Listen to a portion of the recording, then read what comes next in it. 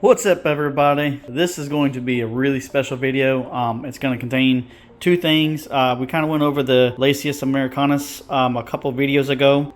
This video in particular is going to be how to start a colony or how to start an ant colony yourself. Watch the entire video to the end. I'm going to go as detailed as I possibly can on what you need to do and how you can become a better ant keeper and how you can start your own ant colony as shown here. So stay tuned, watch the entire video, and I'll get back with you in just a second.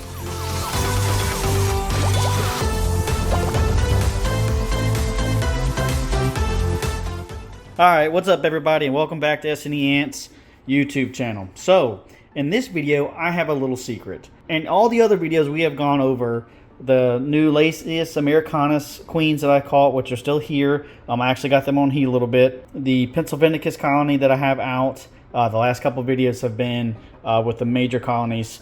But in this video, I have a little secret. Actually, a few months ago, I caught a queen, and I didn't know what the species was. I kept it in a test tube and I hoped for the best, and I didn't really tell anybody. This was kind of like a little secret for you guys. So we're going to go over how to start an ant colony with this queen as an example. In the summertime, you're going to have your nuptial flights, and we've kind of gone over them before, when ants come out of the nests, fly and mate, and then the queens will land on the ground and look for a place to hide. That is when it's your time to go out and look for these queens. They can go midday, a lot of them in the afternoon. You'll see a lot of them flying. You want to go out, get as many as you can, and we kind of went over that with the Lasius americanus queens. I got quite a bit in here now. Some of them have died, but that's okay. It's a part of the process. I've told you guys to catch as many as you can, put them in test tubes.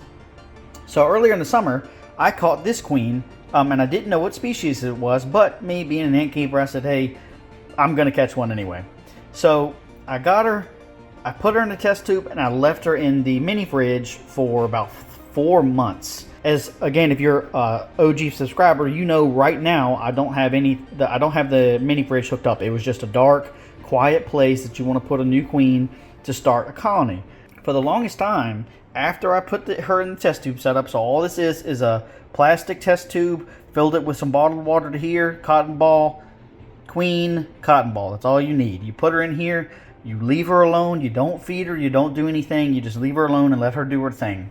And this is, like I said, after you've caught quite a bit, you'll have probably mini test tubes with a lot of different queens in them. Once you put her in there, and once she starts to lay, hopefully you want to cross your fingers, and that's what I did with this queen. I crossed my fingers and hoped that she would lay. Now, she did lay a couple of eggs here and there, but they would never go any further. So I was terrified that she wasn't fertile. But I kept her in there, saw that she was laying, and my opinion is I'm going to keep a queen in a test tube until either A, she lays, or B, she dies. And that's just the two brutal, honest facts that are going to happen. Either she's going to start a colony and it's going to be fun, or she's going to die. That's just how nature works with ants. So she kept laying, and then I checked on her probably about a month ago in the mini fridge, and I saw that the eggs had gone and transformed into larvae. They had gone from egg to larvae, meaning she was fertile. There's a catch-22 here.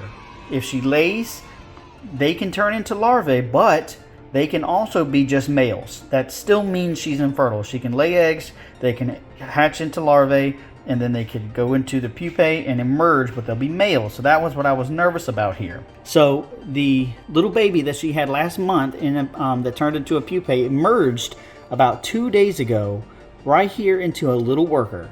And man, I couldn't be more excited. This is one of my first colonies that I have kept that have gone from a single queen to a small founding colony with no help. So as many as you know, this colony was a single queen, the Pennsylvanicus colony right here, but she would lay. They got 2 Nanentics, she killed them, and then I had to brood boost this queen to make sure that she survived, and this colony is doing wonderful, but I had to intervene and brood boost her with the other Pennsylvanicus colony I have. This is going to be the first colony that I have that I started from me capturing a queen. I didn't get her online. I didn't get her from any other ant sellers or anything like that. I caught this queen. I went outside. I put her in the test tube. I left her alone. I did feed her once, so about 3 months into it, I noticed that she was getting really small. And you can tell when an ant is starting to starve their abdomen back here.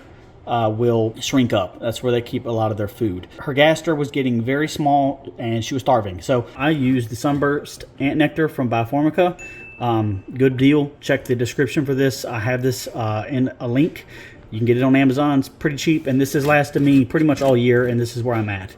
If you use it consistently, just shake it up a little bit, and this has been an entire year's worth for me and my ants. And I still have plenty left, so I'm actually going to get some more next season. But I fed her just a drop of the nectar back here, and she filled up, and she started off really strong. She started feeding the larvae, and as you can see, like I said, she got a worker. So what type of ant is this? I didn't put this ant on the channel because honestly I didn't know how she would do, and I wanted to kind of keep it a secret for you guys and kind of start this video series as well on how to keep and raise a colony from just a queen. Now I look back and I wish I had mentioned it on the channel to show you guys that, you know, this is step 1, 2, 3, so on and so forth, but it's a pretty slow and long, boring process. All you need to do is go out there, catch some queens, and as you can see, she still actually has her wings on, and this is normal. Some queens lose their wings, some queens don't. Some queens, it takes a while for them to lose. So if you catch a queen and she's still got her wings, it's okay. You leave your queen alone for a couple months and then she'll start to lay, and as you can see, she has a nice little brood pile going on as well. So they have the larva in the back top right where her antennae are. And then she has another pupae about to, actually this is probably going to take about a week to emerge. This pupae just started to wrap its cocoon, but she's going to start a colony, and this is actually doing really well. The new worker, and we've also gone over this before, the first generation of workers here are called Nanentics. They only last a few months. Their literal job is to hatch and help the queen start her colony and get her fed and get these new workers fed. And then the second generation will come, and that's when your colony will start to come off. I asked around to see what type of ant this was, and actually, luckily enough for me, this is another type of Camponotus species. So again, as many of you know, Camponotus just seemed to be my ant. I have 2 colonies of Pennsylvanicus, and then I have 1 colony of Castaneus. This colony of Camponotus is called, excuse me if I pronounce this wrong, but it's Decipiens or Decipiens.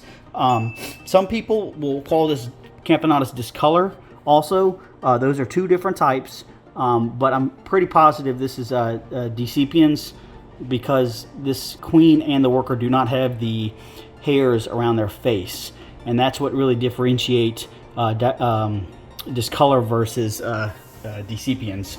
Again, if I'm pronouncing that wrong, I'm doing my best, but they're actually just carpenter ants, but just small, and it's really cool. I've always wanted a smaller ant colony because, you know, a lot of you know my Pennsylvanicus are really, really big.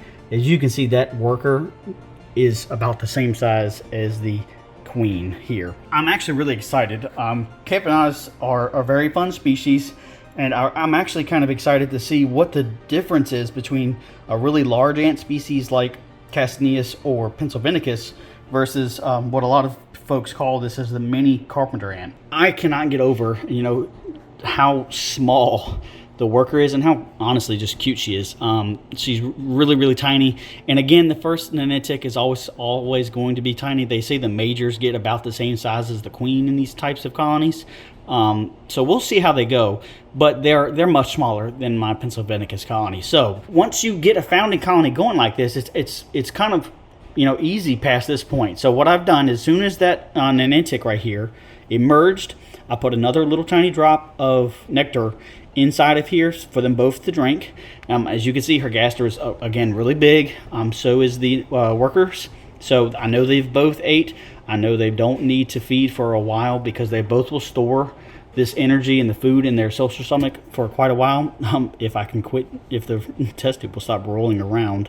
Sorry. Once they've hatched and once you have a founding colony like this going, all you need to do is feed them every now and then so they can start growing the colony. Now, they will be in this test tube for a while. I will not move these. I've said in the past, with the larger ants, you can wait till about 10 workers that are in here, and then you can move them into a mini hearth or something along those lines that are, you know, a formicarium that's small. With these ants being so tiny, you don't want to move them into a large space and then stress them out and they all die. You do not want to do that at all. So I'll wait till probably like 20 workers are in here. And I know that's hard to imagine, 20 little workers in there, but it's doable. Campanitas love to be crammed tight in spaces. So I'm gonna keep them in here. I'm gonna keep the heat. I've kept the heat, and I'm gonna show you here. I have just a heat cable here, and I have it just on the tips of the test tubes. That way the ants can go down here if they want to get cool, and if they want to get warmer, they can come down here. They have their own choice of doing this. If you put the heat cable right in the middle, you risk burning your ants alive and killing them. You don't want to do that. You want to give them a choice. Ants know what's best for them. We don't. That's why we offer them water, nectar, food, and then we let them eat as they wish, and then we take out whatever they don't eat and get rid of it. So always want to give your pet ants a choice of what they want. Long term, let's go over that. Once this colony is about 20 or so workers, what I'm going to do is, and again, we've gone over this before in another video. Now I'm kind of move it out here.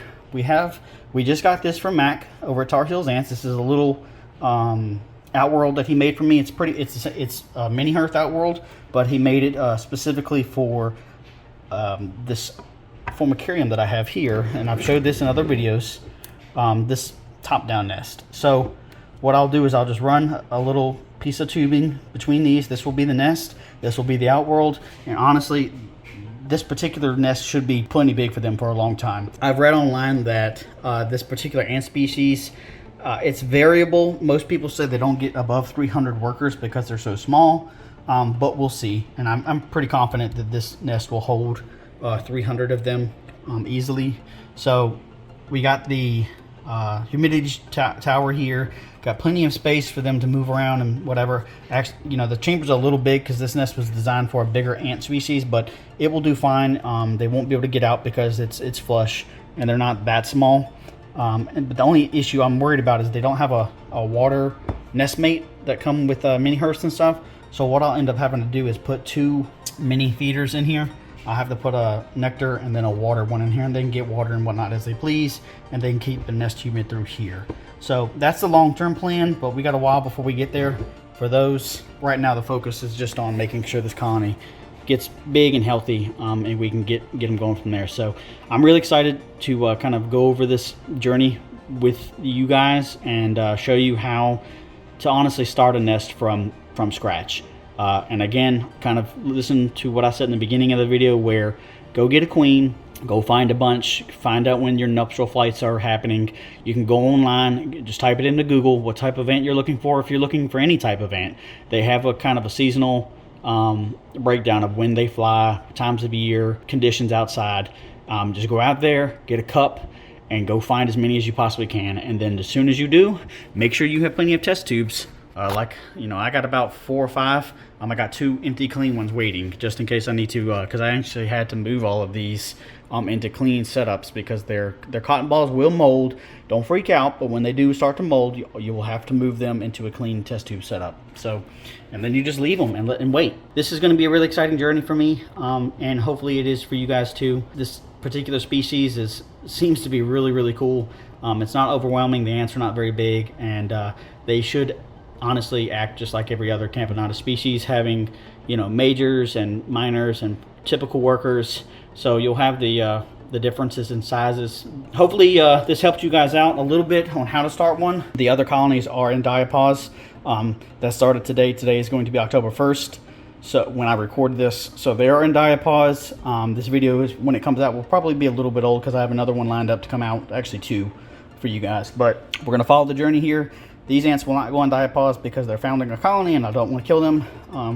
And we've talked about this colony not going in diapause as well because they're doing really well and they have all stages of brood. So hopefully, you're gonna follow the journey with me and enjoy every moment that we have getting this colony big and getting them moved into this nest eventually. So hope you guys enjoyed. If you did, leave a like. If you didn't, it's okay. Leave a dislike. Leave me a comment. I respond to all comments that I get in the channel. If you got any questions, put those in the comments as well. If you're looking for any kind of ant nectar or any kind of ant supplies, check the description. I got links to really good ant supplies that I use, and they're mostly all on Amazon. Until the next video, I'll catch you guys later. Peace.